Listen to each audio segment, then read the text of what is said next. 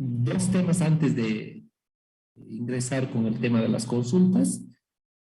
Dos aspectos quiero recalcar y recordar de lo que estamos avanzando hasta ahora. ¿Está bien? Lo primero que voy a hacer es mostrarles el cronograma de la asignatura de Obras Hidráulicas 2. Hoy es 3 de septiembre, como ustedes pueden ver. Hemos seguido hasta la fecha el cronograma que estaba establecido. Hemos arrancado, ni bien comenzó el semestre, así que no habría ningún problema en alcanzar el 100% del avance que tenemos previsto. Hoy es 3 de septiembre y la clase la vamos a dedicar íntegramente a las consultas. El siguiente miércoles que tenemos clases, vamos a comenzar con el tema número 5, que ya es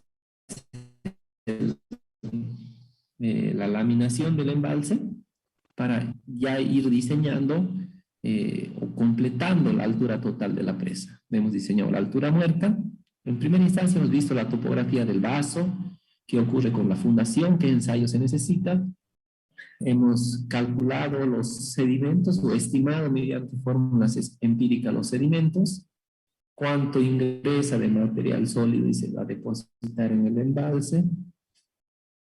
Y de esa manera hemos determinado con la ayuda de las curvas características la altura muerta.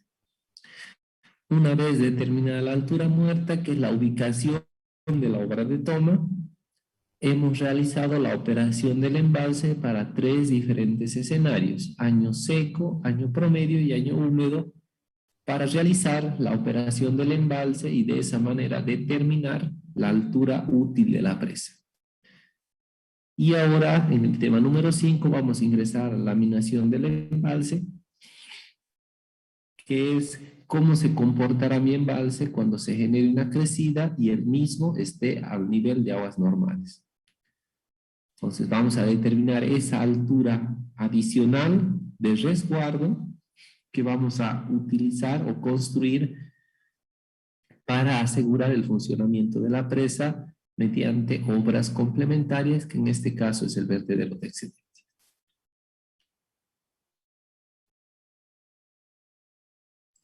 Entonces estamos en cronograma.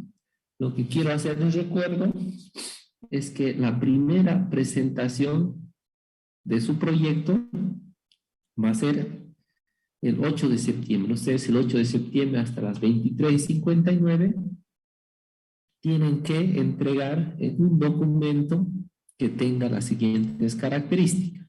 ¿Está bien? Voy a mostrarles el formato que les estoy pidiendo para el proyecto de obras hidráulicas. Voy a volver a compartir mi pantalla. Les voy a mostrar algunas instrucciones al proyecto.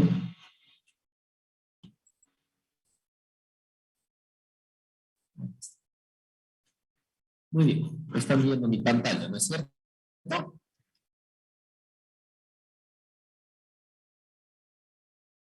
Sí, ya se ve. Perfecto, muchas gracias. Entonces, estas son las instrucciones para el proyecto. Están aquí los datos que cada uno de los grupos han utilizado, el tipo de presa que están diseñando, la demanda de riego, este es el factor. Les he adicionado un reporte del Agro, que es el software que se utiliza a nivel nacional para determinar la demanda de riego para los cultivos. Esos datos mensuales ustedes tienen que multiplicarlo por este factor. También tienen que multiplicar el área de la cuenca, donde ustedes la necesiten, para los cálculos que están realizando de oferta de agua y otros. Les vuelvo a recalcar lo que dice las instrucciones. Cualquier dato que no esté especificado debe ser asumido y justificado en el documento. Por ejemplo, si no tengo explícitamente un dato, tengo que justificar. La zona del proyecto es el Chaco Tarijeño o el subandino. El plano de la topografía se encuentra georreferenciado. Utilizar esta información y realizar la delimitación de la cuenca en Cartasigen o Google Earth o ArcGIS o donde ustedes lo prefieran. Les voy a pedir por favor que la topografía esté en formato. La topografía es un anexo de esta primera etapa. Esa topografía tiene que estar con las cotas, con el norte, un carimbo y todo lo que ustedes han aprendido en diseño gráfico y en topografía debe ir en el plano. No quiero solo en ArcGIS, ¿no? Tiene que estar en formato de plano, por favor, la topografía. Y con todas las especificaciones que tiene que tener un plano topográfico de curvas de nivel. Mejor si tiene una imagen en el fondo para así verificar que la topografía está representando de manera adecuada la superficie a ser inundada. Entonces, por favor, revisen esa topografía. No quiero curvas de nivel sin edición. Si está sin edición, directamente la nota va a ser muy baja, porque como todo el diseño va a estar en base a algo que está incorrecto, ¿no? Pues la topografía tiene que estar bien afinada. Eso les recomendé varias veces durante clases. Entonces yo voy a revisar que esa topografía, por ejemplo, que no haya curvas punturas, ¿no? Que es claro que no son reales, ¿no? Entonces hay que editarlas, hay que ajustarlas, hay que eliminar puntos, hay que arreglar la triangulación para que esté bien una topografía. Yo les he pasado una topografía sin ninguna edición para que ustedes realicen la edición, y eso les expliqué con mucho detalle. Esa no es una topografía editada, ustedes tienen que editar, tienen que ajustarla, tienen que corregirla con base a la imagen satelital que ustedes tienen, al DEM también, ¿no? Ustedes tienen y a la forma de la topografía que se ve en la imagen. Lo otro, debe ser información actualizada climática, quiere decir hasta lo que presenta el SISMED, por ejemplo, de la estación de Sachapera, los últimos datos de precipitación que están disponibles en línea, ¿no? Ya les expliqué también que no quiero que vayan al CENAME a pedir datos. Los que estén disponibles en el SISMED, esos utilicen, eso yo lo voy a considerar como dato actualizado. Todas las metodologías de cálculo utilizadas en el diseño deben estar fundamentadas. Por ejemplo, yo les he pasado una metodología de cálculos de caudales medios mensuales y les he adjuntado la bibliografía. Entonces ustedes tienen que referenciar esa metodología a la bibliografía que les he pasado. En tal año se propone esta metodología, con base a la información hidrométrica que se tiene de tales años. Entonces, esa es una metodología fundamental. No quiero que me pongan una fórmula y que no esté la referencia al autor de esa fórmula, como ocurre generalmente. Ahí aparece una fórmula de altura de lluvia diaria, por ejemplo, con los caudales máximos. Pero nadie sabe quién es el autor. Solo dicen, eso me han enseñado, yo he creído que me han enseñado y que es verdadero. Hay que poner el autor. Está bien eso, por favor, voy a tener muy en cuenta para la calificación. Después, ¿cuál es el contenido mínimo del documento? Yo quiero un documento, no quiero una planilla Excel, quiero un documento bien elaborado, que tenga una carátula, primero la portada, una carátula con el número de grupo y el nombre de los integrantes. Tienen que estar todos los nombres, mejor si están en orden alfabético. Apellido y los nombres de los estudiantes que conforman el grupo. Un índice de contenido quiere decir cuáles acápites tengo en el documento y qué número de página está. Eso es un índice. Índice de figuras, numeren del 1 en números sin capítulos, solo números. Figura 1, 2, 3, 4, 5, 6, lo mismo las tablas, lo mismo la topografía. El capítulo 1 es topografía, donde tiene que ir una explicación, un documento les estoy pidiendo. Ya no solo le estoy pidiendo los resultados, es un documento. El capítulo 2, que es fundaciones y materiales. El capítulo 3, que es estudios sedimentológico. Ahí está coeficiente de retención, determinación del volumen muerto y altura muerta. La operación del embalse, donde están los aportes mensuales, que ustedes ya lo van a calcular, las pérdidas y el análisis para año promedio, año seco, año húmedo, y por último la determinación de la altura útil de la presa. ¿Está bien? Todo acá tiene que hacer conclusión.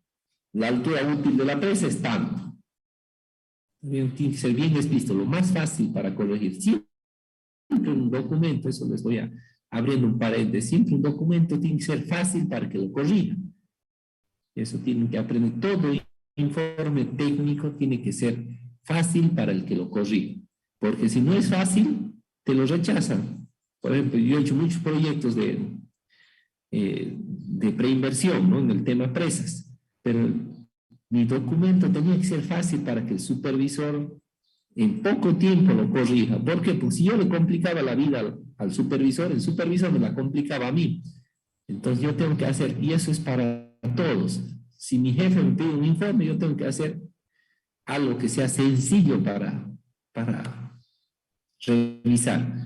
Y la revisión de un informe no lo hace una sola persona, a veces son muchas personas, entonces yo me tengo que ajustar a esa persona que me va a dedicar apenas 2 minutos a mi informe.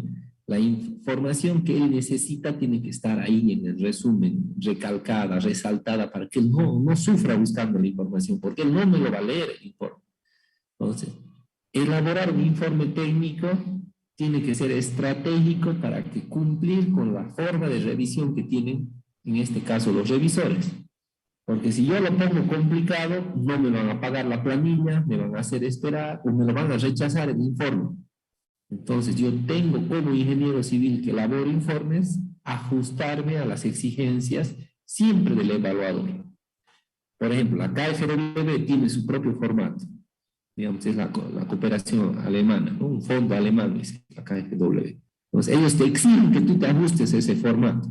Si tú quieres encontrar financiamiento de ellos, tienes que ajustar. Bueno, nosotros ahora estamos como si hago presentando un proyecto. ¿Cómo? Como lo pide la KfW. No puedo decir, no, a mí no me da la gana y no lo voy a hacer. No me dan el fondo, así de sencillo. Si yo no me ajusto al formato que me piden. Lo mismo ocurre con los otros.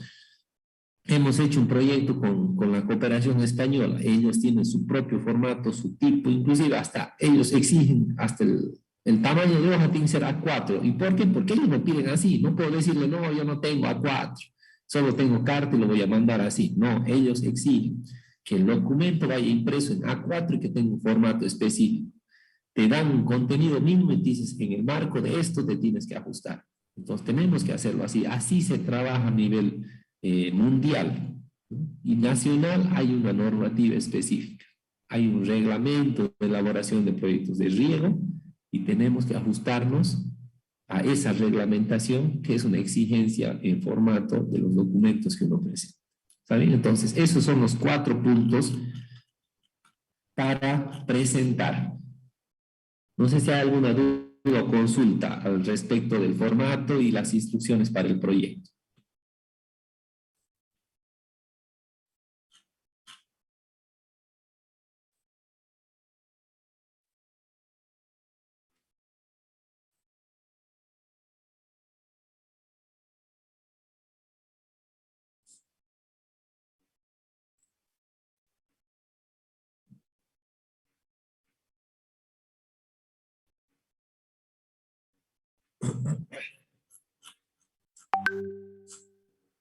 ¿Ninguna?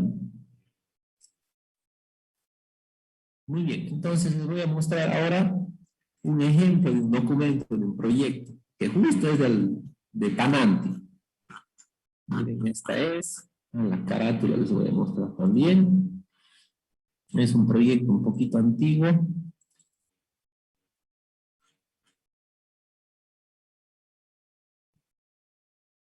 Pero aún no lo han ejecutado, ¿no? Aquí está la carátula. Primero siempre tiene que tener una carátula. En nuestro caso tiene que ir a universidad, carrera y estudio del proyecto. En este caso, fíjense el documento, había un documento y varios anexos, creo que eran como 15 anexos. Ahí está quién lo hizo, la fecha y el lugar de presentación. Este dice una carátula. Siempre la carátula. Yo me voy mucho también por el formato. Es importante el formato. Hay que ser prolijo también elaborar una carátula. Una vez que tienen la carátula, les voy a mostrar el documento.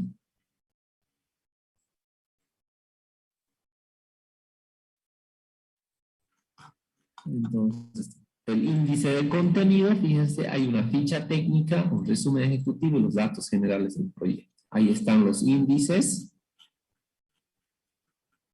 de contenido. Fíjense, es un documento bastante extenso elaborar un proyecto para un diseño de una empresa. Este es el índice de cuadros.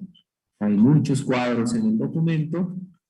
117 cuadros, para que vean, ¿no? Que no es algo sencillo que se hace en una semana, es un proceso, por eso te contratan para hacer esto durante 4 a 6 meses.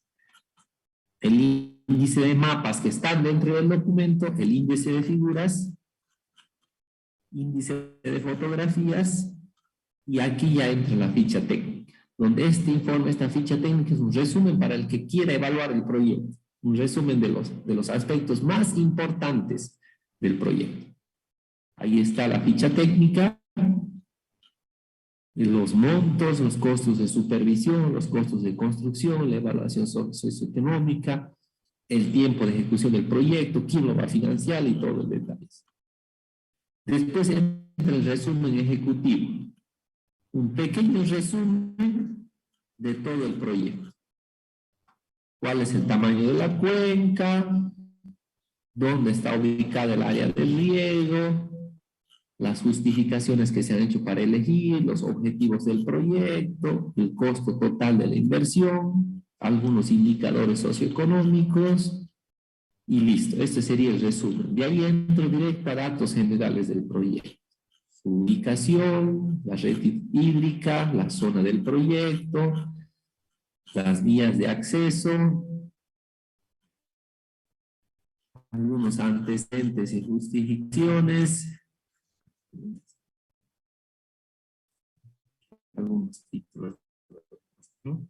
Los objetivos específicos, el marco lógico del proyecto, el tema antecedente, el estudio de identificación que antes se ejecutó, y nos vamos al proyecto, dice, directamente. ¿Cuál es el diseño conceptual del sistema de riego? Las fuentes de aprovechamiento.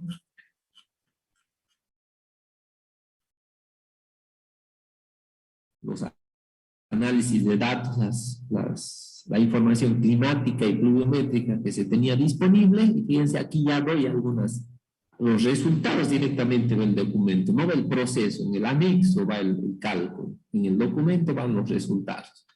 En su caso, ustedes van a tener que juntar casi todo, pero de manera resumida, no quiero todas las fórmulas ahí. ¿Está bien? Ahí está, por ejemplo, cuál era la precipitación media anual de la cuenca, el tiempo de concentración, la tormenta de proyecto, los caudales máximos para diferentes periodos de retorno, laminación de crecidas para vertederos de 10, 12, 15, 17 y 20 metros de longitud, los caudales medios mensuales, el estudio sedimentológico y los estudios de calidad de agua que se realizaron,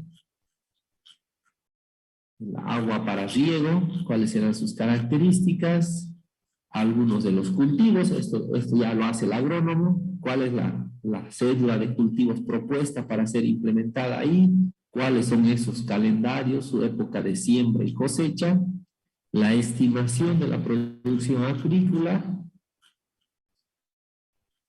Ya ingresamos a la evaluación socioeconómica y vámonos a la demanda. Los datos climáticos, la temperatura, cómo he determinado la evapotranspiración por el método de Penman-Monteith, los datos específicos, las áreas físicas existentes en la zona del proyecto. Ahí está toda la parte agronómica.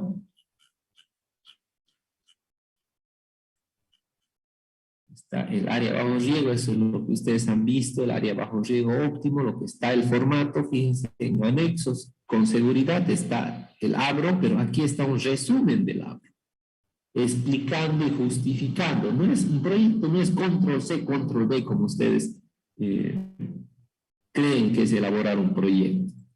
Un proyecto siempre es redactar. El ingeniero tiene que escribir, resumir, indicar las metodologías utilizadas, los criterios aplicados. Y ahí está todo el tema. Vamos al diseño final de obras, por ejemplo. Fíjense, ya estamos en la página 175, de más de 300 páginas de documento. Aquí está el diseño de la presa. En primera instancia se hizo la topografía. Ahí están las curvas, altura, volumen. Se realizó un levantamiento topográfico, se hizo una nivelación de los pares geodésicos y de los BMs. Ahí están los trabajos, ahí no sé si la reconocen, la ingeniera Evelyn Escalante, ella nos ayudó con la parte geodésica de ese proyecto. Esta es la cuadrilla topográfica que se utilizó, los equipos, el levantamiento, fíjense, de densa la vegetación, ¿no? Fue bien complicado realizar la topografía. Aquí está la hidrología aplicada, qué estaciones, qué metodologías se utilizaron. La geología, está ahí lo que les mencioné, ¿no? Aquí está la descripción del geólogo de las características de la zona de la quebrada de Pananti. Está donde se ubicaba, qué geología del área del proyecto, la estratigrafía, ahí detalla la estratigrafía general del proyecto, las características litológicas, con mediante gráficas, él muestra algunos, el eje de la presa y el afloramiento rocoso que había ahí, el material aluvial en el lecho de la quebrada, qué ocurría con el estribo derecho, qué rumbo y buzamiento tenía, una fotografía del estribo derecho, el estribo izquierdo, el vaso de almacenamiento, y una vez que ha descrito la geología, pasa a la geotecnia, qué ensayos geotécnicos se han aplicado, en primera instancia ensayos de granulometría, está también ahí, fíjense, el justificativo de estos bibliográficamente. Ahí está el resumen granulométrico, las curvas granulométricas, se hizo límites para determinar las características de plasticidad del material, están ahí todos los resultados, se realizó la gravedad específica del material o la densidad de los sólidos, se hizo el peso unitario, se hizo el ensayo del desgaste de los ángulos. Ustedes ya saben para qué es, para el tema de hormigones, es necesario hacer el ensayo de los bancos de material que se tiene previsto, perforaciones a diamantina, ahí están las alternativas de perforación que se tuvieron y los resultados de cada uno de los pozos de perforación que se aplicaron. Ahí están los 3 pozos, se realizó un estudio de permeabilidad de cada uno de los pozos para determinar por el método de Luyon cuál es la permeabilidad de las perforaciones realizadas.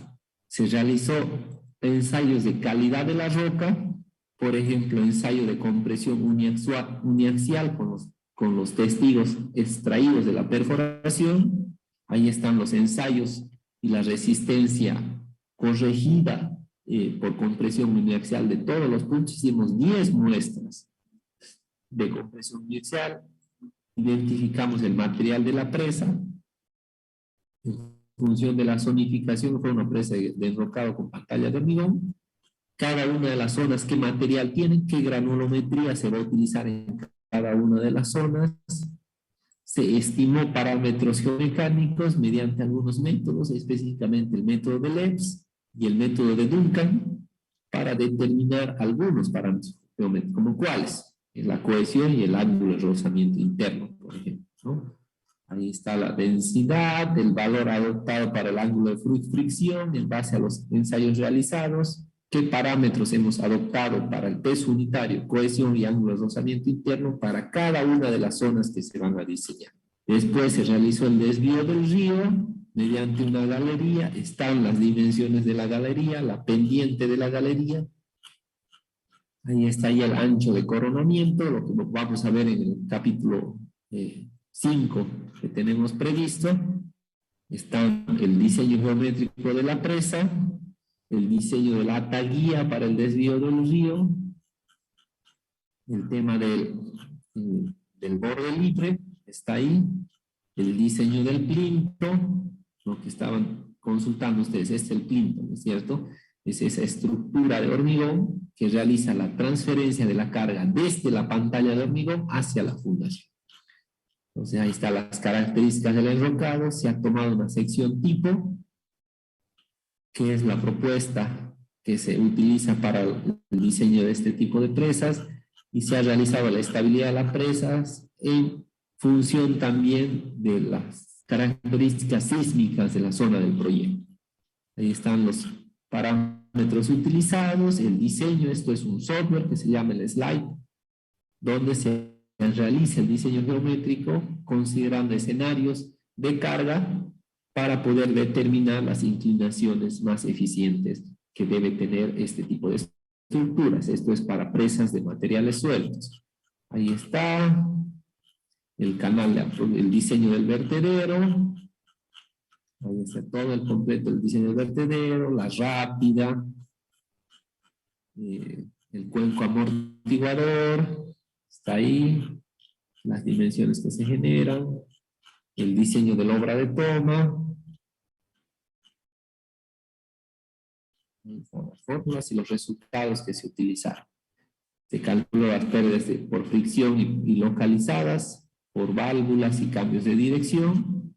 Se diseñó el desfogue de fondo y después se comenzó al diseño del sistema de riego y la distribución de los caudales en función de los ramales que se tenían previstos que lleguen a todas las zonas del proyecto hasta el nivel de hidrante. Quiere decir, hasta una válvula, y de ahí se puede regar por gravedad o por presión, ¿no? O por riego tecnificado. Ahí está todo el documento que se realizó. Fíjense, este es el esquema hidráulico. Aquí estaba el embalse y aquí se realizó la distribución de los ramales principales. Ahí está con cada uno de los ramales con sus caudales. Fíjense, era un sistemita relativamente grande, creo que eran unos 15 kilómetros o 18 kilómetros de ramal, ¿verdad? No me acuerdo. Está bien, ahí está toda la explicación. Fíjense, aquí se ha determinado, se ha hecho una provisión, eso lo vamos a ver un poquito más adelante, pero son las zonas de riego. Son 4 zonas de riego para el tema de la distribución del agua. Por ejemplo, va a regar primero aquí, después aquí, tiene que haber una planificación de cómo, y colocar válvulas también para poder operar un sistema a presión y realizar una distribución adecuada en función de las áreas de riego que se tienen previstas regar. Ahí está lo que ustedes han aprendido a hacer en hidráulica 1, que es todo el tema de las pérdidas por fricción, la ubicación de cámaras de operación, cámaras purga de aire y cámaras purga de lodos. Están ahí las cámaras, un recorte de los planos. Fíjense, estos son los planos a detalle que tiene que ir en el proyecto. Adicionalmente, ¿qué obras es necesario implementar? Hay pasos de camino, pasos de quebrada que tiene que estar identificado dónde se va a realizar los pasos de quebrada, y puentes colgantes. En algunos lugares donde había quebradas importantes, hemos propuesto la construcción de puentes colgantes, que es esto, ¿no? Un puente colgante con sus zapatitas que permita el paso del agua. Aquí está la ubicación de los bancos de materiales. Hemos identificado una zona de extracción para el material tipo 1. Y ahí está. El enrocado de dónde se va a sacar. Banco de material tipo 2. Fíjense, ahí está ese enrocado. Hay que poner fotografías y determinar un área para poder extraer y una profundidad de excavación para extraer el material. ¿No? Hicimos calicatas también para verificar que los espesores que se están asumiendo son los adecuados. Aquí está el banco de material para el tipo 3. Hemos cuantificado el material para decir, tenemos disponible 591,000 metros cúbicos de material, por lo tanto, es suficiente para la construcción. El tema de indemnizaciones, eran 2 familias que estaban siendo afectadas por la inundación, y se ha considerado que el monto por hectárea que se les iba a dar. Y ahí, bueno, ya está la estrategia de ejecución del proyecto. Hay algunos detalles más teóricos de cómo se pretende realizar la construcción. Entonces, eso es un documento que tiene que ir bien detallado todas las cosas, ¿no? Ahí están los presupuestos. Eran 75 millones, una presa bastante carita era. ¿Está bien? Más o menos así quiero. Obviamente ustedes no van a hacer igual, porque esto lo hemos hecho muchos profesionales. Había un geólogo, un topógrafo, un agrónomo, un geotecnista, un hidráulico. En ese caso yo era el gerente y yo me encargaba de recopilar toda la información y elaborar el documento. Y aparte me encargaba del diseño de la presa y la hidrología, ¿no? Pero tenía también otros ingenieros que hacíamos el trabajo y coordinábamos para presentar este producto que es el documento. Adicionalmente se tienen los anexos, eso quiero mostrarles también cuáles son los anexos de un proyecto de investigación. No de investigación, un proyecto de construcción de una presa. Aquí está, por favor. Ahí están los anexos, fíjense, eran 22 anexos.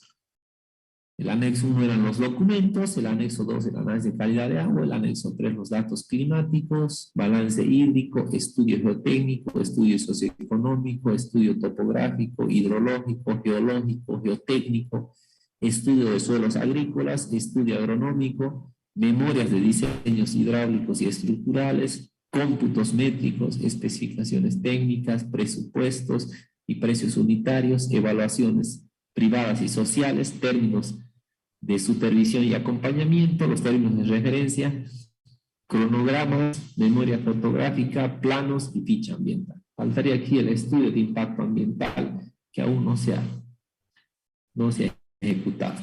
¿Está bien? Entonces, fíjense, es un proyecto bien amplio, una presa. Nosotros, ¿qué estamos aprendiendo? Lo que se hace en la ingeniería civil. Nosotros como ingenieros civiles, ¿de qué estamos a cargo? Y también cómo debemos desarrollar estas actividades y la importancia de que sepamos también, tengamos un conocimiento de las actividades de los otros profesionales. Porque generalmente el gerente del proyecto es un civil que trata de realizar esa sinergia para que trabajen todos y generar el producto que es el documento de proyecto que cumpla los estándares exigidos por la normativa nacional. Eso te exige la norma que tienes. Obviamente ha cambiado desde el 2015 al 2021, ¿no? Ahora ha cambiado un poquito la norma. Pero yo quiero mostrarles esto porque es un proyecto que estaba bastante completo en su época, ¿no? Porque fue revisado por la Unidad Técnica de Presas, llegamos a un consenso, ajustamos, fue un proceso bastante largo, ¿no? Duró casi un año el proyecto. El diseño duró poco, pero después se tuvo que realizar un ajuste importante. ¿Está bien? No sé si hay alguna duda o consulta al respecto del documento. ¿Está claro lo que ustedes tienen que hacer?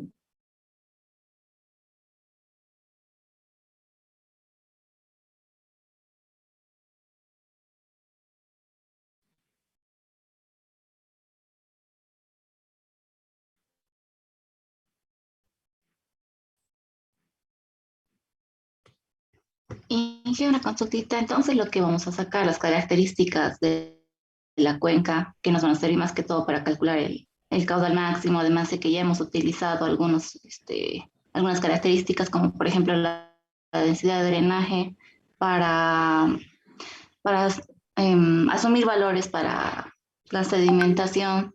Todo ese estudio, usted me entiende, ¿no es cierto?, que hacemos en recursos hídricos. ¿Lo vamos a colocar en el capítulo 5 o lo colocamos como anexo? eh, para presentarle ahora. Van anexos, Marianela, y los resultados y el enunciado de la metodología que aplicas en el documento. Como les mostré actualmente, fíjense, ustedes no han visto cálculos, muchos cálculos en el documento, a no ser, digamos, se ha aplicado tal fórmula y los resultados son estos. Y algunas características particulares. El que quiera revisar, que se vaya a anexo y revise el detalle. Generalmente un documento no tiene que ser, si no te va a salir, imagínate un documento que te saldría de más de 1000 páginas, si fuera un documento de una presa. Entonces, fíjense, yo les acabo de mostrar para que ustedes vean cómo se elabora el documento. No tiene que ir todos los cálculos en el documento. Para eso está el anexo. Por decirles algo, hay un anexo estudio hidrológico. ¿No es cierto? Entonces, los resultados los aspectos más importantes del estudio hidrológico tienen que ir en el documento. Por ejemplo, qué metodología he utilizado, qué estaciones he analizado, al final he concluido con cuál estación voy a trabajar y cuáles son los resultados del estudio. Entonces, por ejemplo, la parte hidrológica puede ir en 1 o 2 páginas o 3, póngale en el documento, pero el detalle de todo el cálculo tiene que ir en anexos. Y los anexos también tienen que estar ordenados. No se presenta anexos así como con una planilla y que esté totalmente desordenado. Los anexos también van ordenados, ¿está bien? Y tienen que ir bien ordenados y que se entienda la metodología que se aplica.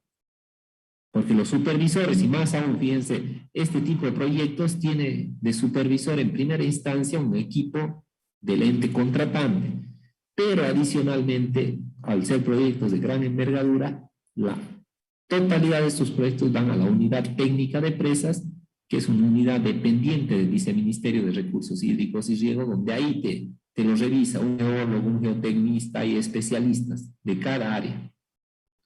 Entonces, hay que ajustarse y ser lo más detallado posible. Esto es lo que ustedes van a hacer cuando salgan de profesionales. Entonces, hay que aprender todas estas cosas aquí en pregrado. ¿Está bien? Entonces, recalco, no es necesario que vaya todo el cálculo en el documento. Tienen que ir lo más importante. Tienen que tener ustedes esa capacidad de síntesis, de resumen, de colocar la información más importante y necesaria para entender la metodología en el documento, pero el detalle del cálculo completo tiene que ir en anexos.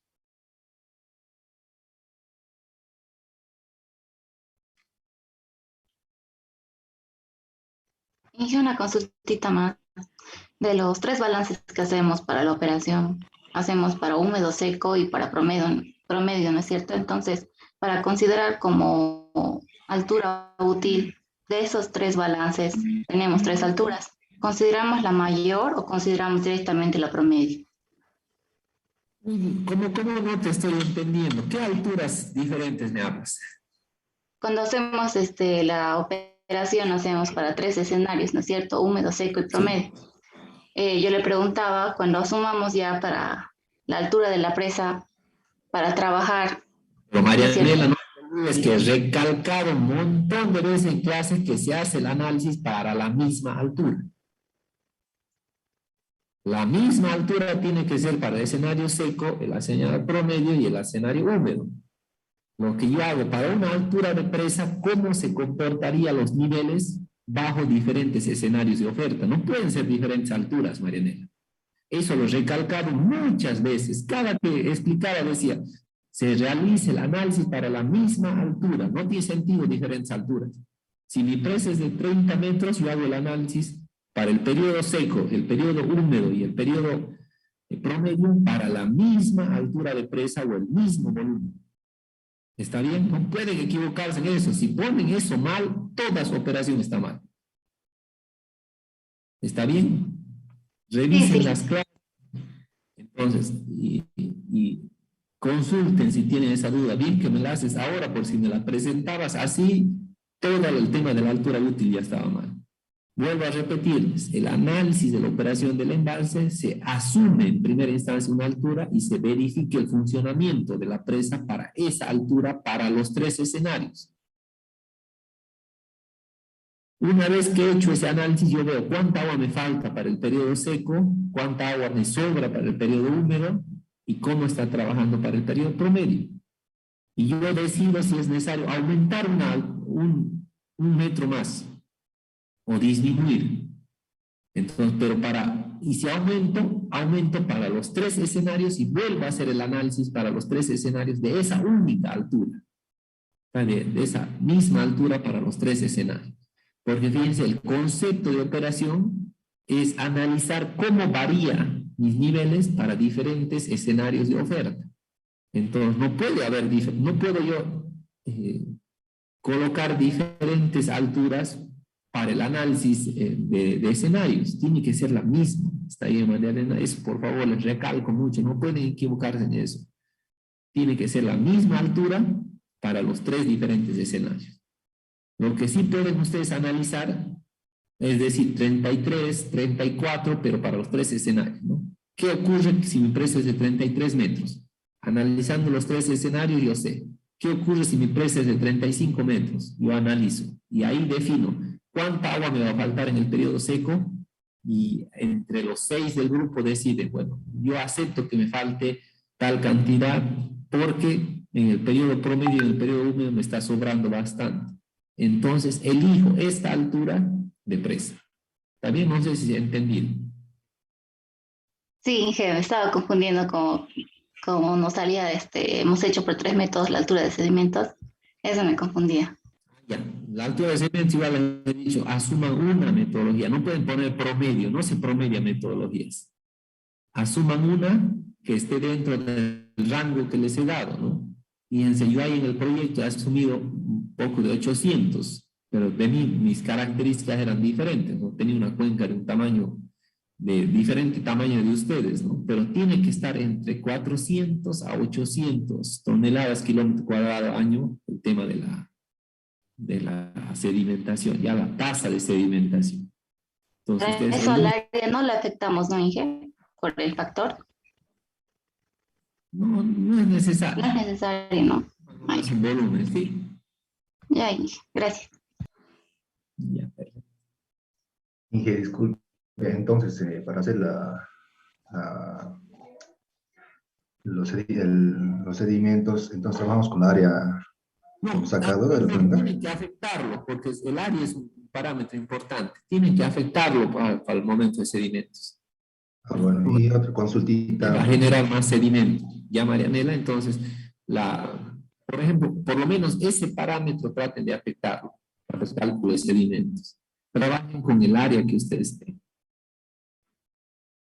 Inge, otra pregunta, para el coeficiente de atrape, ¿ese es el mismo que la capacidad de retención? Sí, es el mismo. Entonces nos sale 0,99, digamos, 99%, y el coeficiente de atrape para usar en 2 horas de Westenberg sería 0,99. Es que no te olvides, el coeficiente de retención o capacidad de retención, yo les he enseñado a calcular por dos metodologías, es lo mismo que los sedimentos. Los sedimentos ustedes saben calcular por varias metodologías, pero sigue siendo el volumen muerto y sigue siendo el coeficiente de retención, pero te da resultados diferentes porque estás utilizando metodologías diferentes para calcular. No, le decía, el coeficiente de atrape que usamos para Orbic es la misma que que la capacidad de retención Es que sacamos. exactamente. Sí, Ah, sí. bueno, esa es mi pregunta. Pero tienen que calcularlo, ¿no? En Dvořáček hay que calcular el coeficiente de atracción o la capacidad de retención. ¿Cómo? Mediante Bruno Brown. Ah, bueno, genial, gracias, ese era mi cálculo. Un último detallito, por favor. Les estoy pasando en este instante.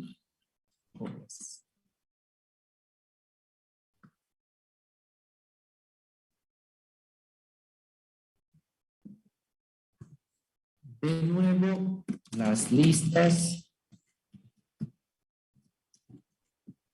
del proyecto. Actualizar, por favor. La lista, ¿nota? Página 2.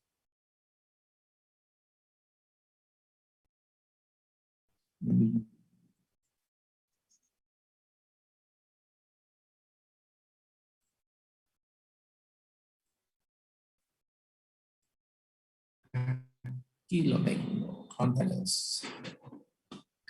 Entonces, un detallito, por favor.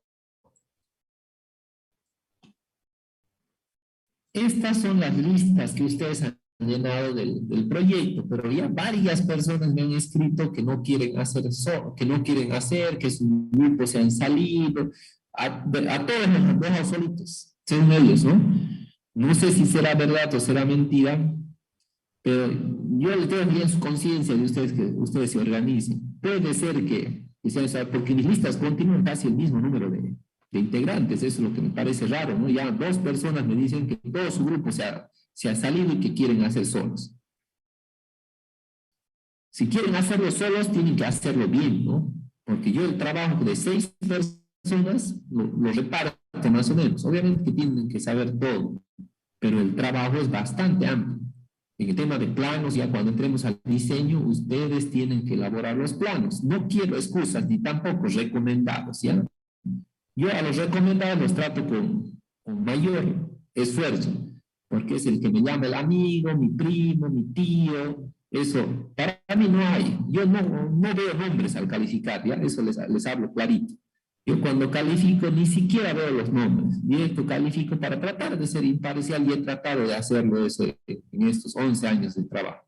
Inclusive hasta rector y vicerrector me han llamado para recomendarme y les he dicho exactamente lo mismo que digo a mis amigos. Aquí la nota se la tiene que ganar el estudiante. Yo no voy a ser injusto con los que sí han trabajado. Yo no lo veo que haya algo diferente en que seas pariente de alguien. Yo me voy a asegurar que ustedes sepan la asignatura y si no la saben tienen que repetirla, así de sencillo. Entonces, trato a todo el mundo, espero tratar, o trato, ¿no? Realizo el trato de la misma manera, sea hombre, sea mujer, sea alto, sea bajo, sea de aquí, de otro lado, para mí, yo creo que ante Dios todos somos iguales y merecemos el mismo trato. Inclusive a la gente del campo yo trato mejor, ¿no? Porque yo veo ahí a mis abuelos, yo soy gente de campo, ¿no? Yo soy paicheño. Entonces mis papás, hasta yo he vivido ahí, ¿no? En el campo mucho tiempo. Mi mamá también es del campo, entonces yo a ellos les tengo más consideración y cariño cuando hablo con ellos, ¿no? Porque ahí veo como si estuviera viendo a mis abuelos, ¿no? Ahí, a mis tíos, a mis parientes. Entonces yo voy a hacer todo lo posible por ser lo más imparcial en usted, y el que se esfuerza va a tener buena nota. Yo a los que se esfuerzan les pongo muy buena nota y a los flojos les pongo muy mala nota. Entonces, porque yo tengo que estar al ritmo de los mejores, ¿no? ¿Cómo voy a seguir al ritmo de los peores o de los más flojos, de los que no quieren trabajar? Entonces, si ustedes se esfuerzan, con seguridad van a tener buena nota. Yo trato de poner buena nota porque sé que es importante también que ustedes, por el tema de postularse a una beca, yo al mejor alumno, si podría ponerle 100, le pongo 100 o 90, les repito la nota a veces hasta en mesas, aumentándole 10 o 20 puntos para que tenga una buena nota. Si se ha esforzado, merece la buena nota. Y el que no se ha esforzado, no la merece, pues, ¿no? Entonces, traten de hacer un buen trabajo, yo lo voy a revisar. Lo voy a revisar, lo voy a ojear, voy a ver que esté bien. No voy a poner una nota solo por presentación, no voy a ojear, porque solo son 15 trabajos que puedo hacerlo en 2 o 3 días la revisión, no me hago ningún problema. Pero háganlo a conciencia. Y he tenido muchas llamadas de recomendados de este grupo y les he hablado lo mismo a los que los recomiendan y a los que creen que con una recomendación ya han aprobado la nota. No ocurre eso conmigo. Yo a todos trato de la misma manera, sea sobrino, hijo, nieto de cualquier autoridad o amigo mío. Inclusive a mis parientes yo les exigía que hagan, porque les decía, me va a gustar mucho aplazarte si no haces bien. Y no es que me guste, sino para que él se motive, ¿no? Que vea que no porque sea mi pariente, él va a tener una nota. Aquí todos trabajamos bajo las mismas reglas de juego y bajo las mismas condiciones. Quizás a algunos les cueste más, tengan trabajo, esposas, responsabilidades y todo eso, pero igual amerita esforzarse. ¿Está bien? Si tengo 5 materias o 7, porque así es la vida, muchachos. En el desarrollo profesional que uno tiene que producir independientemente de la situación y el contexto que estés viviendo. Si tienes problemas en tu caso, a tu jefe no le interesa eso. Tú tienes que producir. Y tú tienes que saber diferenciar también qué es lo que tienes que hacer en tu oficina o en tu trabajo y cómo tienes que resolver tus problemas en tu casa. Obviamente que se entiende que sean temas de salud o alguna de las cosas, pero a tu jefe le va a interesar que tú produzcas, que tú generes un producto. Y no puedes irle a él y sabe que no he podido, que tiene problemas. Quizás él te va a entender, pero te va a despedir, ¿no? Porque lo que quiere es resultados. No quiere que tú le aumentes problemas. Entonces, tratemos siempre de hacer esa diferenciación y tratar de ser productivos. Si yo trabajo todo el día, pues tendré que levantarme a las 4 de la mañana a trabajar en la universidad. Si no, ¿para qué estoy en la universidad? No puedo tener yo un trato diferenciado porque tengo un hijo o porque tengo varios, porque tengo problemas en mi casa.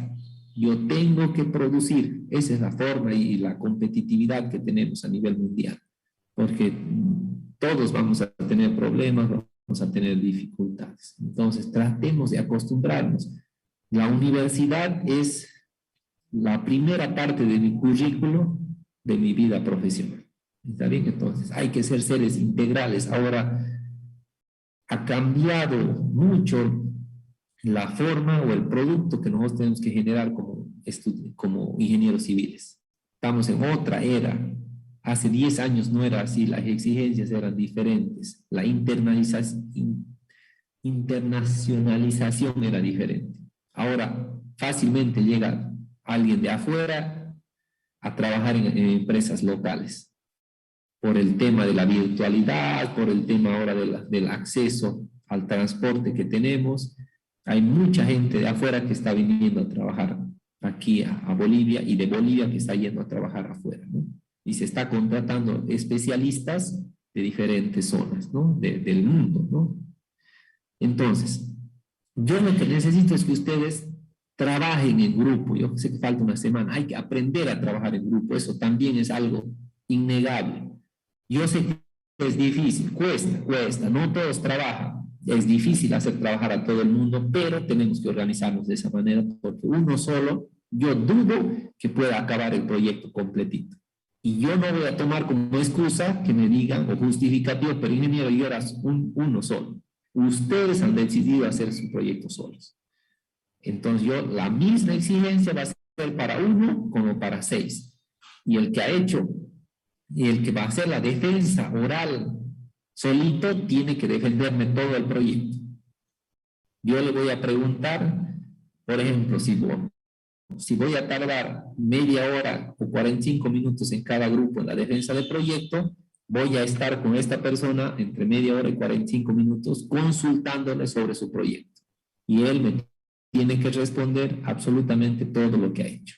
Y va a ser exactamente lo mismo, el mismo trato que para los grupos de 6. Porque ustedes están decidiendo no recibir el apoyo de sus estudiantes, de otros estudiantes, sino hacerlo solo. Está bien, que no parezca retada, pero quiero motivarlos, ¿no? A hacer esto. Es una asignatura muy importante que les va a servir. Es una asignatura que conjunciona los conocimientos de varias asignaturas antecedentes. Y me gustaría que ustedes lo aprovechen, por lo menos tener la metodología bien clarita, ¿no? Entonces, ¿qué necesito? Actualícenme, por favor, este tema de los grupos. ¿Por qué? Porque yo en Moodle, el día lunes, voy a comenzar a configurar, para no estar metiendo dato número por número, voy a hacer grupos de calificación en Moodle, así coloco una calificación y la calificación va a ser para los 4 grupos. Entonces, el último plazo para actualizar los grupos es el lunes. Está bien, lo último. Ese va a ser el último plazo para actualizar. A partir de ahí yo voy a hacer toda la configuración de Moodle para ya tenerlos en grupos. Entonces, a partir del lunes, si ustedes comenzaron con 6 y después acabaron con 3, ya es su problema. Coordinen, por favor. Organícense para que el grupo que me presenten el lunes sea el grupo que va a concluir. De 6 personas. Menos de 6 no va a haber. A no ser que lo hagan solos, como algunos me han dicho, ingeniero, yo no puedo reunirme, que tengo familia, me han dado unas excusas. Todo el mundo trabaja en grupo, igual tiene familia, ¿no? Igual trabaja 8 horas, ¿no? Entonces, así se forman las consultorías, ¿no? Viene un ingeniero, un agrónomo que tiene que hacer el trabajo, que igual tiene familia y tiene otros trabajos, pero está haciendo este diseño. Y se tiene que dar tiempo para hacer ese diseño. No es lo único que hace, tiene muchas otras cosas que hacer, pero tiene que hacer el diseño. Pero ustedes quieren trabajar, algunos ya me han dicho que quieren trabajar solos o en grupos de 6. Son las 2 opciones que les doy. Pero traten de que el lunes sea lo máximo que puedan hacer. Está bien, los que tienen grupos más pequeños traten de organizarse. Y si no llegan a 6, van a tener que hacerlo solos. ¿Está bien? No sé si hay alguna duda o consulta. Inge, una consulta. El proyectito que hemos visto de más o menos cómo organizar la presentación, ¿lo va a subir eso o lo va a compartir? Imposible. Ustedes lo copian, si no. Tienen que hacerlo ustedes. Se da un ejemplo, ¿no? Que es el proyecto que ustedes están viendo, es el documento del proyecto. No les puedo pasar porque les cuento que estoy en líos legales con Yacuiba porque me deben. Bueno, Inge. no hay problema. Me están debiendo casi 300.000 bolivianos, así que el dueño de la empresa, yo era solo la parte técnica, ¿no? Les está iniciando un proceso y demás cosas. En que acabará, no sé, no se ha concluido ese proyecto. Así que, pero pueden conseguir, en el SICOES hay un montón de proyectos. Todo proyecto de empresas tiene esta estructura. ¿Está bien? No les paso porque sé que ustedes lo van a copiar exactamente igual y quiero que ustedes aprendan a hacerlo. Ya, Les he Inge, dado no un hay paso problemita. más para que ustedes lo vean. ¿Ya? Bueno, Inge, gracias. Muy bien, no sé si hay alguna duda, consulta. He visto muchos grupos que están bastante avanzados. Estoy muy contento por eso. He visto unos 4 o 5 grupos que ya la anterior semana habían concluido sus cálculos. Y creo que el lunes o martes me reuní con otro que igual que ya estaba bastante avanzado. Después me reuní con otro grupo, no me acuerdo ahorita el número del grupo, pero igual ya habían concluido. Así que yo estoy bastante contento con ustedes que ya han avanzado, que lo tienen, están para estructurar el documentito, ¿no? Así que los felicito a los que ya han avanzado. Estoy bien contento porque este grupo específicamente he tenido muy buenos y hasta los resultados que me están generando son bastante buenos, ¿no? Están muy coherentes, ¿no? Entonces, sigan así, muchachos, están realizando muy buen trabajo. Hay como 4 o 5 grupos que me han mostrado, seguramente que hay otros que ya han avanzado también, pero de los que he logrado ver, tienen casi todo el proyecto, hasta esta parte concluida, ¿no? Entonces, no van a tener problemas, el documento ya se lo hace, no es muy difícil, ¿no? Pero eso quisiera felicitarlos, hay muy buenos trabajos hasta la fecha que he logrado ver, ¿no? Entonces, continúen así, con seguridad vamos a concluir el proyecto sin ningún problema. Ahora, yo sé que se han repartido, ahora traten de juntarse un poquito, de ver la metodología, de entender lo que han hecho cada uno de sus compañeros, para tener una idea ya del proyecto en su totalidad, ¿no? Explíquense, júntense y sigan avanzando de esa manera, repartiéndose las responsabilidades. ¿Alguna consulta ya para ir terminando?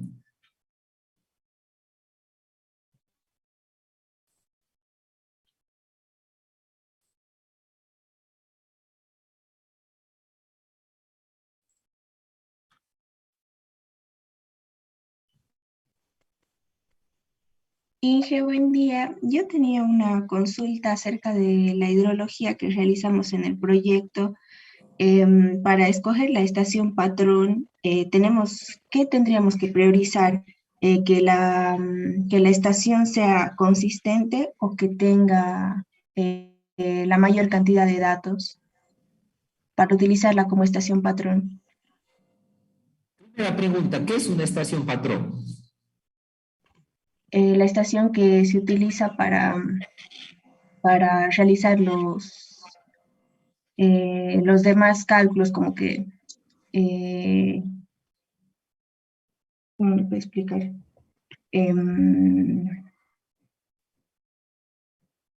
Una esta es como la más importante, digamos. La más importante. El que tenga mayor cantidad de datos, mayormente más de 10 años de estudio que haya tenido, que sea más cercana a la cuenca. ¿Qué más? Creo que eso como principalmente. Ajá. Y hay algo más importante, que tenga confiabilidad en los datos. Ay. Está bien, por ejemplo, ¿por qué se asumen las ASANAs generalmente como estaciones patrones? Porque ellos tienen personal especializado para la recolección de datos y son una institución, ¿no es cierto? Entonces, esos aspectos hay que considerar en el tema de la estación patrón. La estación patrón, lo otro es que sean continuos su registro. Eso es lo que caracteriza generalmente a una estación patrón, que las mediciones son continuas. Quiere decir que no hay periodos largos de tiempo donde se ha suspendido las mediciones. Entonces, hay que buscar las estaciones. Obviamente, lo que tú dices, tienes mucha razón, que sea de un periodo largo de mediciones, y no solo la extensión de las mediciones, sino la continuidad, que tengas un registro continuo de datos y la confiabilidad de las mediciones, ¿no? Entonces, con base a esos criterios, ustedes tienen que decidir cuál estación patrón utilizan. Generalmente ahí Yacuiba se utiliza Asana, ¿no? Porque cumple, ¿no? Generalmente las Asanas cumplen, porque ellos utilizan esos datos no solo para climatología, sino también para fines de navegación aérea, ¿no? Entonces, ahí se realiza y tienen mejores equipos también, ¿no? Pero consideren las opciones que mencionaste. Ahí está, mi internet. Que mencionaste, Lisa, y, y decidan. Primero, definir qué es una estación patrón, qué características tiene, qué la hacen en otros libros, y después ya entre todos decidir. Pero fíjense cuán importante para tomar una decisión técnica es tener el concepto bien claro. Y eso es lo que yo busco ahora en los trabajos que ustedes hagan. Que es un concepto claro. En la hidrología lo mismo, que es un caudal medio mensual.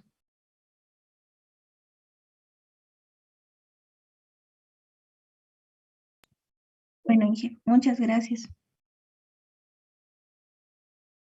Miguel, la estación patrón tiene que ser homogénea y consistente.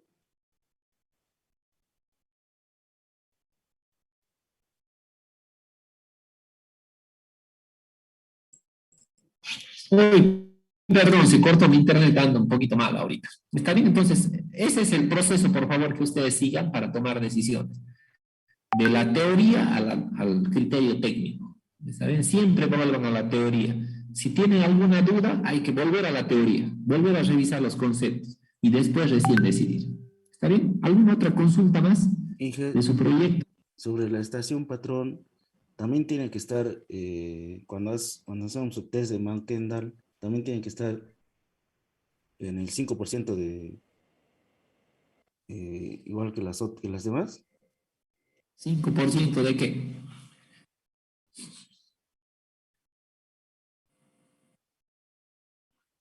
Uy, no te entendí, Carlos, tu consulta. 5% de significación.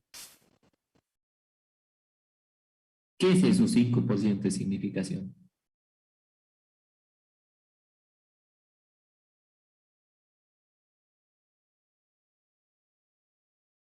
¿Significación? No conozco yo ese término. No sé si nos lo podrías explicar.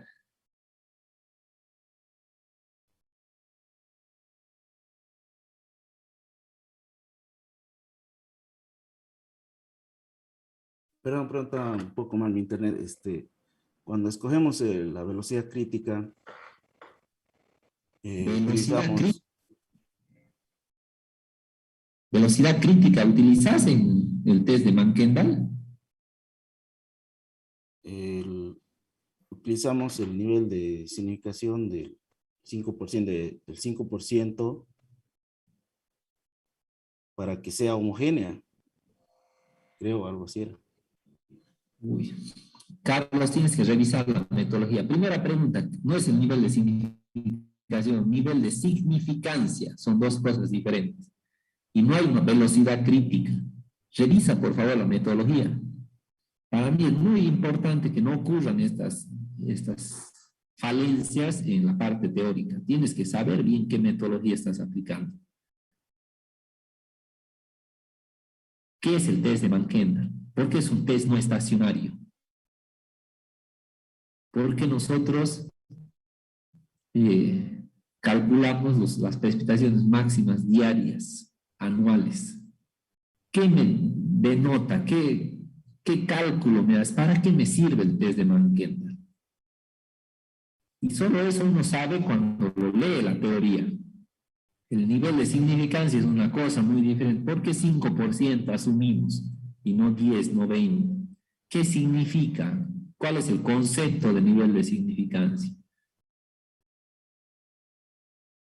Entonces, todos esos detalles hay que saberlos, muchachos. Yo sé que ustedes han tenido un proceso bien práctico de generar ingeniería, pero no es así. Yo espero cambiarles un poquito ese chip de solo que el cálculo sea aplicar una planilla y decir qué facilito es.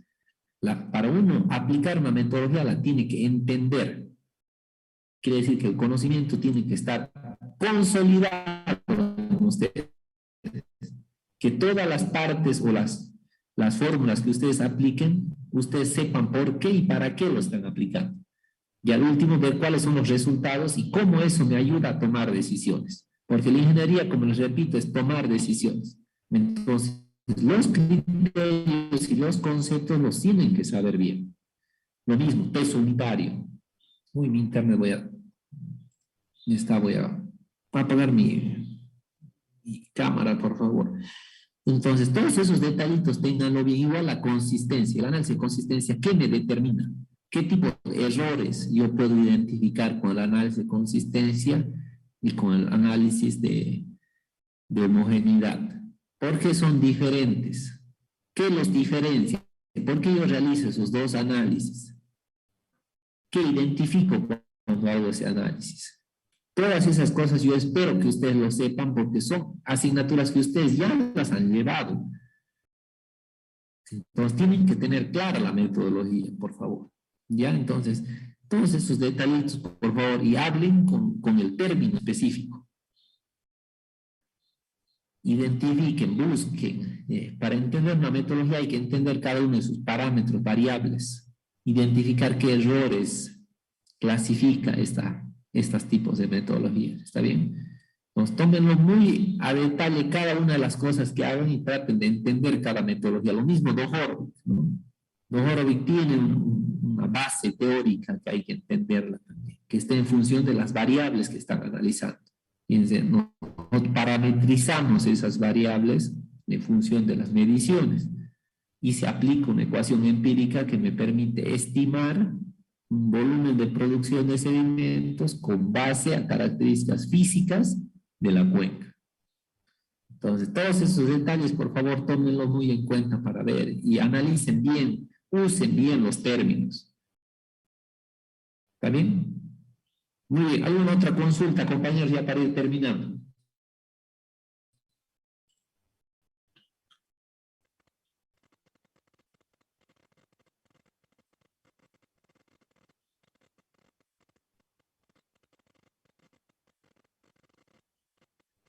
Por ejemplo, un detallito igual que muchos se confunden en el análisis de consistencia. ¿Qué es el R cuadrado?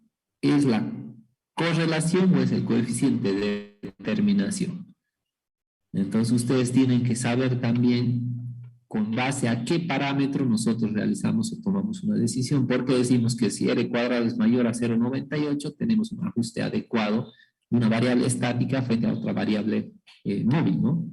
Entonces todos esos detallitos tenemos que revisarlo, ¿no? Que es la parte teórica que tendría que haber estado claro, pero si no lo está, hay que acomodarse también, hay que fortalecer esas metodologías que no las hemos entendido bien, pero que ahora sí podemos, con los otros conocimientos que ustedes han adquirido posteriormente, se tienen que ir consolidando los conocimientos anteriores. Entonces son unos detallitos bien importantes. Por ejemplo, si vamos a aplicar caudales medios mensuales, entendamos igual qué es un coeficiente de distribución. ¿Por qué suma 12? ¿Qué relación tiene con el caudal medio mensual? ¿Cómo se calcula en función del caudal medio anual? Todos esos detallitos me van a ayudar a entender la metodología. ¿Qué hace esas ecuaciones de regresión que se utilizaron?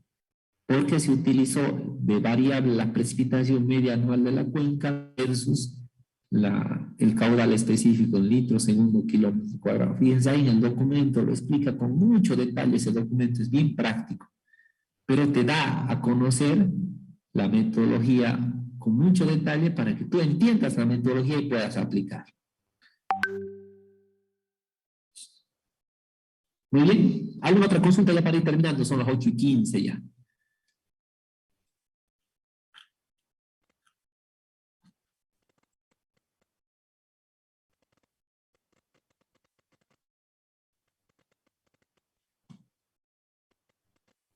Muy bien. Entonces, espero el lunes, por favor, voy a ver cómo están las aulas virtuales. El lunes, perdón, el miércoles a las 23:59 va a ser eh, la fecha de presentación y la hora de presentación, ¿ya? El miércoles a las 23:59 se va a cerrar el sistema. Por favor, traten mejor si lo suben antes para que no haya problema. No haya problema para cargarlo, ¿no? Traten de subir documentos no muy pesados, ¿no? Porque se compliquen, ¿no? De todos modos, yo he habilitado para que no haya restricción en el tamaño del documento, pero hagan la previsión para que no tengan problema al momento de subir, ¿no? Por ejemplo, el plano me lo pueden subir en PDF, yo no tengo ningún problema, ¿ya? Porque en AutoCAD a veces se complica, ¿no? Pero en PDF ya se puede hacer y que esté todo el planito del documento del proyecto. Eso sería. Si no habría más consultas, estaríamos concluyendo la clase de hoy.